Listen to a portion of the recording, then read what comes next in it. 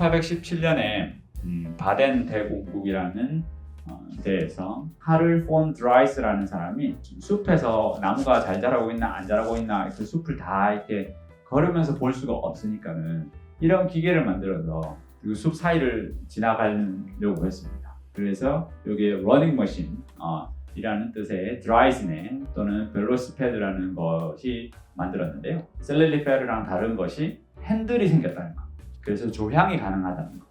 그것이 가장 큰 차이점. 말 없는 이동 수단이 필요했는데 이 사람은 그 아이스 스케이트에서 아이디어를 얻어가지고 최초로 사람이 2바퀴로 가는 그 이동 수단을 만들었던 사람입니다. 얘 이름이 하이 휠러라고 그러더라고요. 저렇게 극단적으로 크게 만든 이유가 결국에는 그 앞바퀴의 회전으로 해서 가는 거기 때문에 얼마나 앞바퀴 회전으로 얼마나 많이 갈 수 있느냐를 결정하는 것이 바로 앞바퀴의 지름이겠죠. 속도를 즐기기 위해서 저렇게 극단적인 지름의 앞바퀴가 등장하게 됩니다. 사람이 1시간에 갈 수 있는 거리예요. 이게 1870년도에는 한 22km 정도로 갈 수 있었는데 한 1880년대쯤 되면 이제 하이 휠러 때문에 시속 30km의 자전거가 등장하게 돼요. 개인 체인저가 한 명 등장을 하는데요.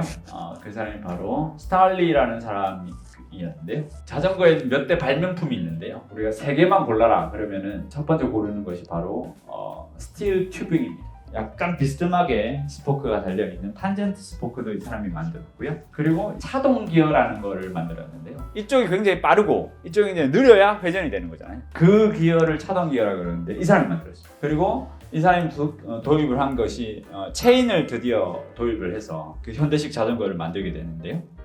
자전거 구매하실 때요 고려해야 될 사항을 조금 생각을 해보겠습니다. 베이직, 엔트리 레벨, 미드레인지, 그리고 뭐 동호회급에서도 레이스를 즐길 사람, 그리고 나는 선수가 되는 엘리트 갈 사람 이렇게 있습니다. 선수가 되겠다 그러면 일로 가셔야 됩니다.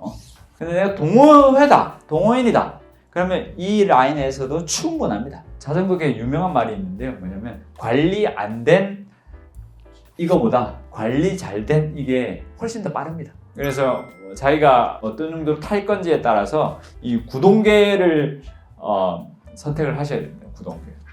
요즘에 가면 자전거에도 이제는 디스크 브레이크가 다 점령을 했습니다. 이것도 말이 많았죠. 왜 디스크 브레이크로? 이게 더 무거운데. 뭐 이유들이 있습니다, 사실. 휠보다 사실은 이런 로터라고 부르는 게 더 싸고요. 여기에는 파스칼의 원리가 들어가 있어서 적은 힘으로 브레이크를 잘 잡을 수 있다. 그래서 뭐 림 브레이크보다 훨씬 더 적은 힘으로 유압을 이용해서 악력이 적더라도 이렇게 내리막길을 내려올 때 브레이크를 잘 잡을 수 있다라고 광고를 해요. 옛날에는 엄청 이게 폭이 작았는데 이제는 로드도 폭이 굉장히 넓어졌어요. 그래서 옛날에는 보면 산악 자전거랑 로드 자전거랑 생긴 것도 굉장히 많이 달랐는데 요즘엔 점점 비슷해지고 있어요. 그래서 그래블 바이크라는 새로운 영역이 생겼는데 땅에는 접지가 잘 돼 있어서 정말로 내가 가고 싶은 곳에서 좋은 승차감과 미끄러질 걸 걱정 안 하고 싹 가면서 로드 자전거처럼 이렇게 다양한 그립에 있는 핸들을 지면 굉장히 더 빠르고 더 멀리 갈 수 있거든요. 일단 처음에 저는 때로 타는 걸 추천하지 않습니다. 혼자 타세요. 자전거는 원래 혼자 타려고 만들어진 거예요. 그리고 때로 타시게 된다면 이런 수신호를 정확하게 지키셔야 됩니다. 근데 수신호가 한 개로 통일되어 있지 않습니다. 이거 보면 서행한다는 게 이 사람들은 이렇게 서행한다고 하는데 저기서는 서행이 이렇게 서행한다고 하는데 통일되어 있지 않습니다. 그래서 말을 하셔야 됩니다. 헬멧은 반드시 착용을 하셔야 되고요. 반드시 앞에는 흰색, 뒤에는 빨간색. 낮이든 밤이든 무조건 키시고 자전거가 없는 곳에서는 차도를 이용을 하셔야 되고요. 자전거 도로가 있는 곳에서는 자전거 도로를 이용하셔야 돼요.